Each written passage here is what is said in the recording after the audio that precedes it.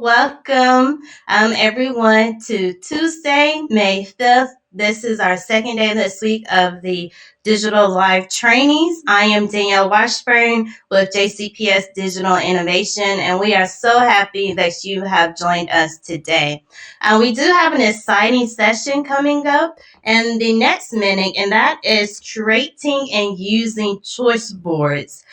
So I know that a lot of choice boards are out there and a lot of teachers are using choice boards. And I know yesterday on our phenomenal Twitter chat, a lot of teachers also gave compliments to the choice board. So this is a nice session to now really learn or gain tips on how you can create and design using your choice boards. So we do have Suzanne Kramer. We also have Shelley and other esteemed AICs and teachers joining us. So without further ado, I will now turn it over to Suzanne, Shelley, Shara, Carrie, and Caleb. How is everyone? Good morning. We're great. Good. And I believe, Suzanne, you are sharing your screen with us this morning? Yes. Thank you so much for the introduction and for always supporting us in this work. I'm going to go ahead and share my screen and we will get started. Awesome. Good morning, JCPS, and happy Teacher Appreciation Week. We are so grateful for all that you do for our families and our students. So this is the last time we are sharing our sort of process of designing choice boards and the work around it. And we have some amazing educators here who are going to share how they've been using them in their schools. And so we all know what a choice board is.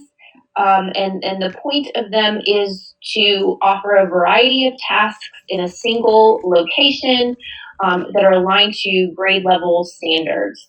And they should enhance student motivation and engagement. It provides differentiated instruction. And then hopefully we're building some student agency so that students feel empowered to be reaching their full academic potential and feel empowered to explore new ideas. And so a couple of the benefits of choice boards, they provide students with the power of the how. They're going to demonstrate their learning. So hopefully this builds student responsibility, accountability, independence. And then we've really been pressing on how we might use choice boards interdisciplinarily so that students begin to see the connections in their work and just in terms of the family-facing nature of NTI, it is more efficient and more family-friendly to receive one email from Google Classroom with the assignments on Monday rather than 10. So choice boards just have a lot of benefits, and we hope that these are things that can appear in workshops in the classroom when we go back to school as well. So our first iteration, of course, were just tiles that had different tasks and assignments. And so last week, actually 2 or 3 weeks ago, I guess, Ryan New and I, our social studies lead, did a PD around how you could conceptualize choice board design around a compelling question with supporting questions so that all of the disciplinary work was leading to this one sort of summative demonstration of learning. And we are going to redo that tomorrow and Friday, Thursday and Friday, for you all. And we will have middle and elementary school proof of concepts to go with our high school one. So hopefully this is bringing teams together and PLCs together around that backward design. So if we have that compelling question, the summative task, then we're planning backward from those objectives through the supporting questions and formative tasks. And so the first step for teams is to identify that core concept or question and those academic goals, and then begin planning backwards. And we want activities, some that are independent and some that need teacher facilitation, and that might last longer than a week or even 2 weeks. And so we want to have those varying levels of complexity so that students can manage their time, be challenged, and that we still have that quality sort of backward design where we all know where we're going to end up in the end in terms of the quality of performance. So with us from J-Town Elementary, we have Shelley Scott, who is going to share their choice board journey and how she did this with a third grade choice board. Thank you so much for being here, Shelley. Well, thank you for having me. Like Suzanne was saying, she and Ryan created the choice boards for with the compelling questions, and I attended or sat in on that session on April the 6th, and I'm telling you, I got excited, and it was just something that totally made sense with the choice board opportunities that NTI gave to students across the district. I thought, what a great way of meshing those two thoughts together and creating this wonderful product for teachers and ultimately for students. But so what I did was I came out of the classroom to be an AIC from the third grade, and so that's where I was most comfortable with the content. And so I went to the example of the choice board that Suzanne and Ryan created with the social studies compelling questions, and pulled up the standards and just really worked hard to put bundle, I guess, the content areas in each of the squares around that compelling question. And so I started out, and I was very questionable as to what was I doing it right. That's that question we always ask ourselves. And so I was in communication with Ryan and with Suzanne, and they were giving me feedback. And I'm sitting here saying this out loud, and I'm thinking, my gosh, this is just like a backpack artifact. But it made sense to use that compelling question and then work on creating activities and learning experiences around those compelling questions in a variety of content areas. And so that's where I started, and it's just growing. Where I want to head from here is to put the backpack icons in the squares that will show students and teachers which of the different backpack success skills each of those will lend itself to in creating the backpack artifacts. So that was what I did for third grade, and it hopefully is going to blossom into something that can move throughout the grade levels. Thank you so much. And I noticed yesterday and today you talked about bundles of questions and standards, and I really love that. In ELA, we've really been encouraging our secondary teachers to think about bundles of standards that complement one another, reading and writing standards that fit together in holistic performances, because none of our standards were meant to be taught in isolation as a march through skills, but in these sort of cyclical performances that build in complexity. And so I think when we start thinking about bundles of standards in our disciplines, then that's where we're going to be able to see the boundaries between these boxes maybe begin to merge, and we can start to have even tasks that are for social studies and ELA, or science and ELA, or math and science. And so I'm so excited that you said that, and I think that's something for our viewers to keep in mind, is thinking about how can bundles of questions, groups, or bundles of standards, groups of questions, how we can begin to make sense of things even at the question level or the task level in an interdisciplinary way.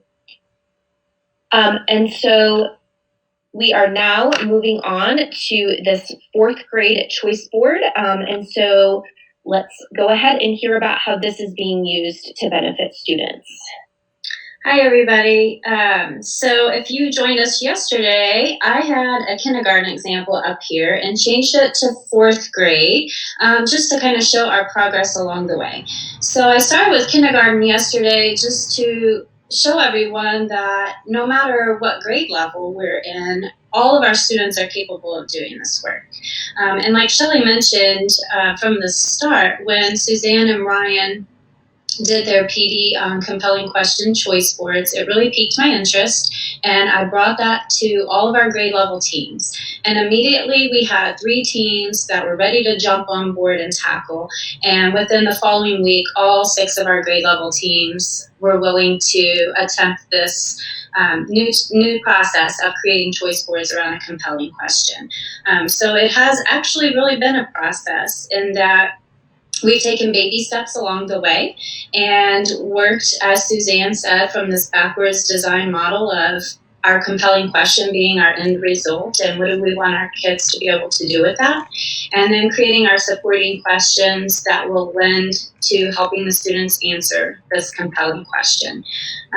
This 4th grade example shows our progress. When we first started, it was much more like what the district had started for us, which was the different tiles with different activities that didn't really connect in any way.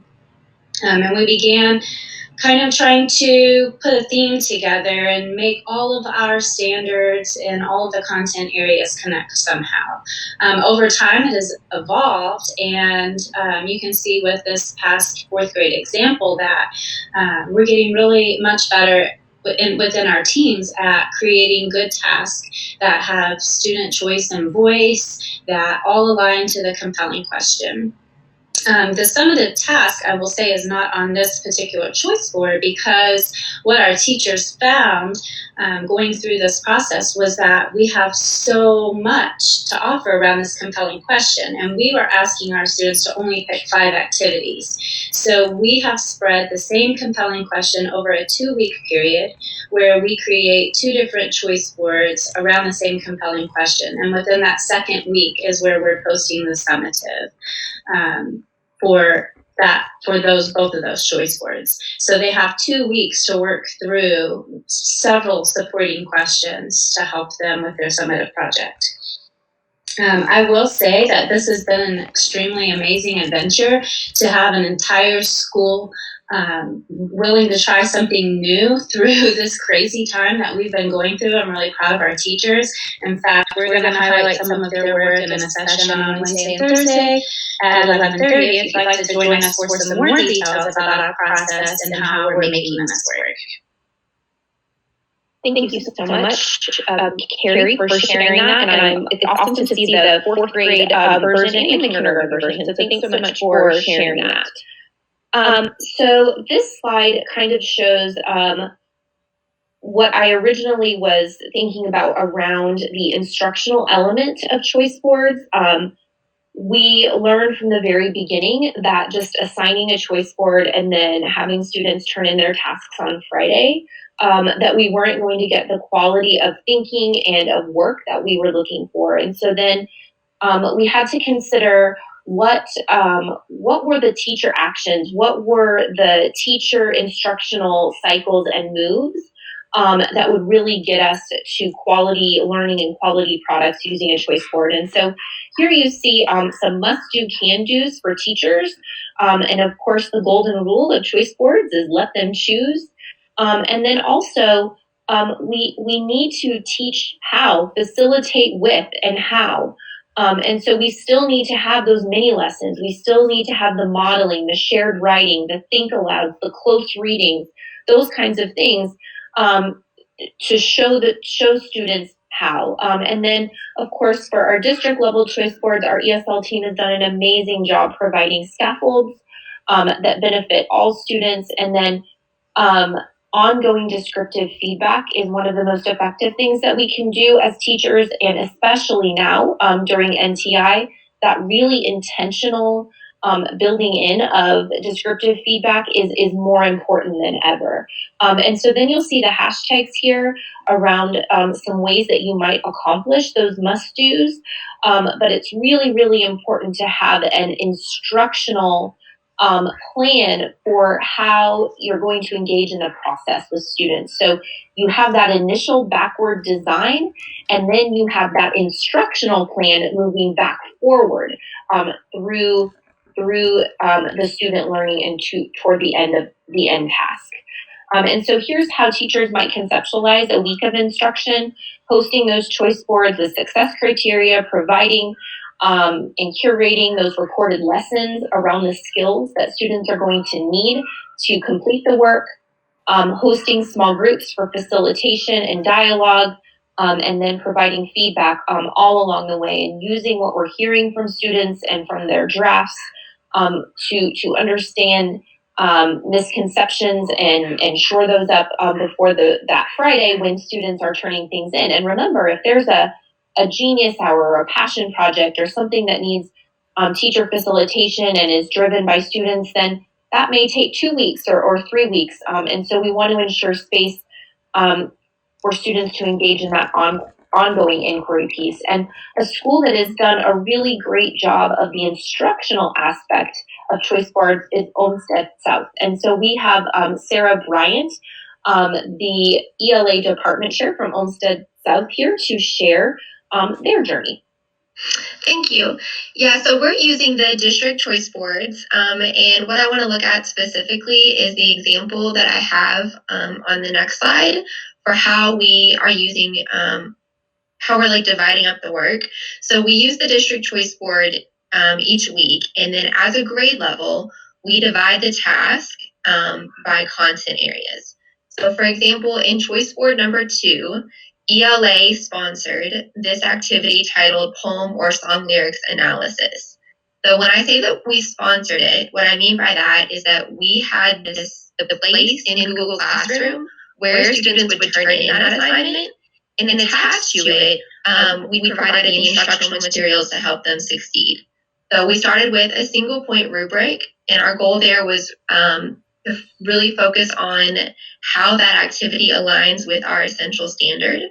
And from there, we built out the scaffolding and created a think aloud model to help students achieve their goal.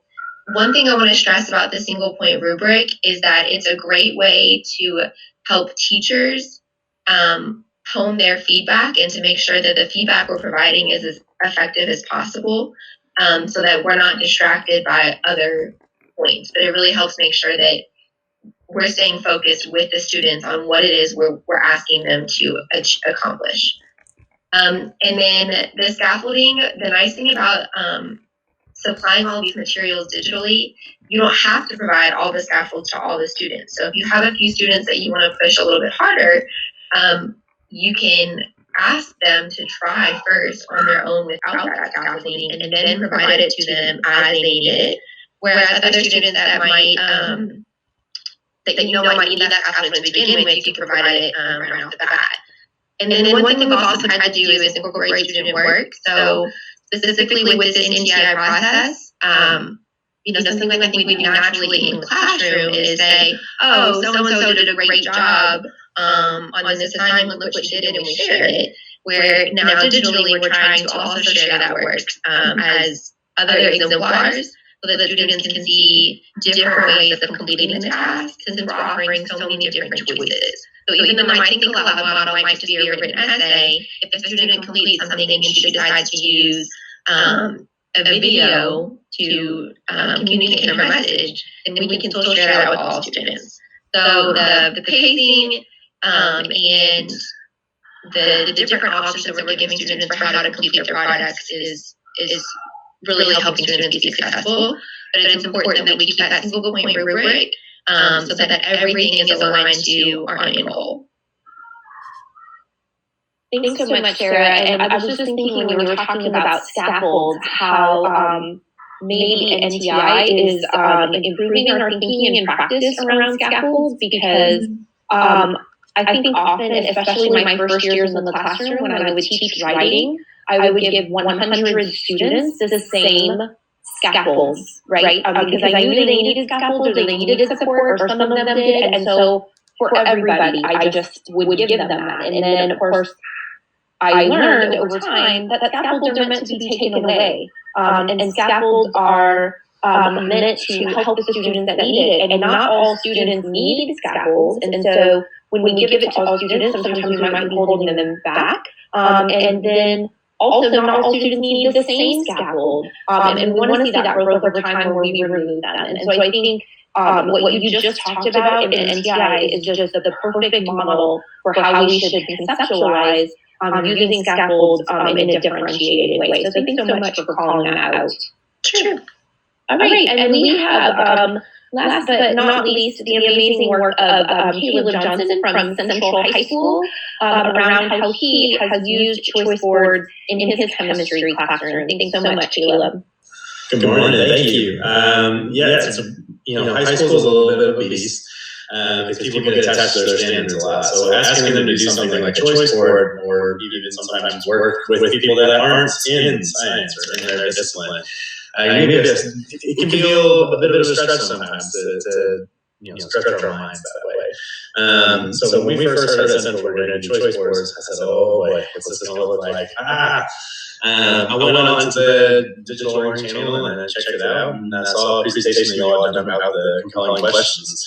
And I thought, what a great shift to think, instead of about chemistry being front and center, about the chemistry being that key question, to design a question that's naturally just inherently going to motivate my students, going to engage them, so that and then surround it with chemistry, right? And so I'll just take a look and share maybe two of these boards that I made, because after I finished making them, I was very proud of the work. You start out and you're trying to find all these resources and how do I put this together.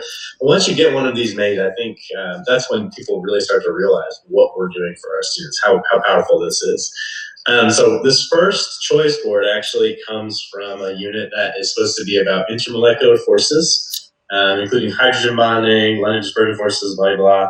It's supposed to be about phase changes. It's supposed to be about water's special properties and how that leads to frost wedging. And these are all, many of these are fairly new ideas for us to teach in chemistry class, because they're part of the NGSS, our standards that we've had recently integrated the earth science.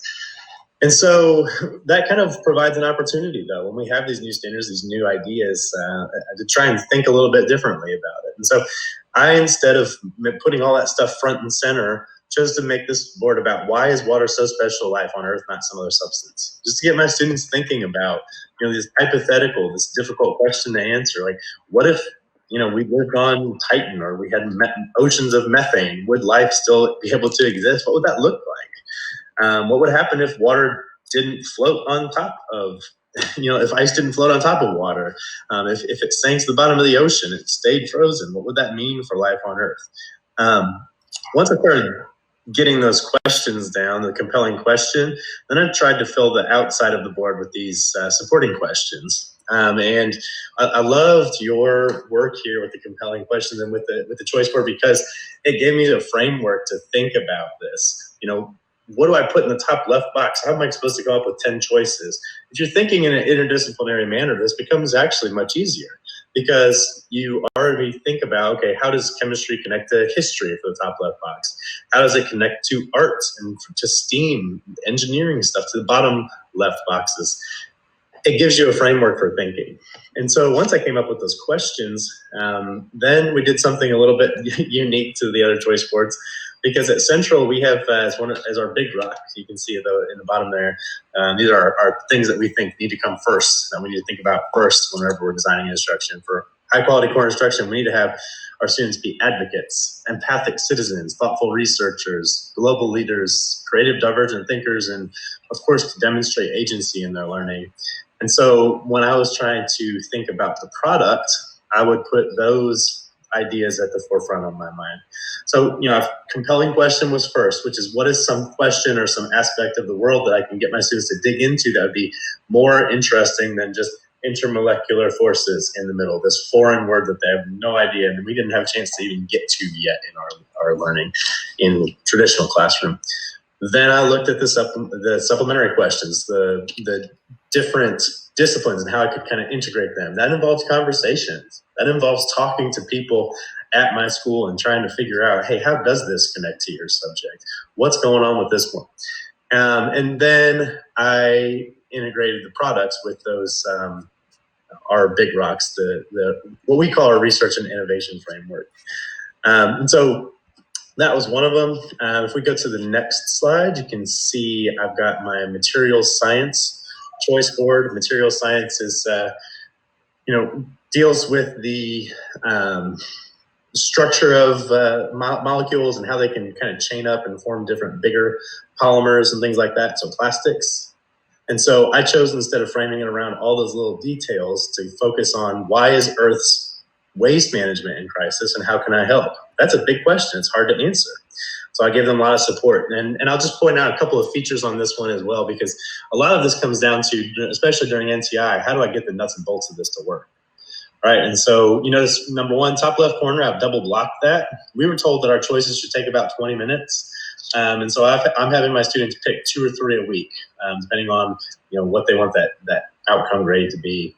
And then because this was a big idea, a big thing, it involves watching a 40-minute video. I double blocked it and allowed them to choose that to knock off 2 of their tasks for the week. I've also indicated with highlighting some different things on here, because I am still interested in getting these are advanced chemistry kids, many of them. So I'm interested in getting them forward, moving them towards AP next year. And so the blue highlighting, I said, if you're planning on doing AP next year, these are the things that you need to get that bread and butter of chemistry. And the yellow highlighting is one that I said, start here. For every student, no matter who you are, what you are, who you're doing, where your path is in life, I want you to get this, because that's how you're going to get the real essentials for biology. So on the last slide, that was focused on hydrogen bonding. On this slide, it was talking about polymerization, because not that that's a huge topic in biology, but we do need to know about amino acids and how those form proteins, and how nucleic acids and all that forms DNA and how that functions. So that's how I made my choice boards. And if you have any questions.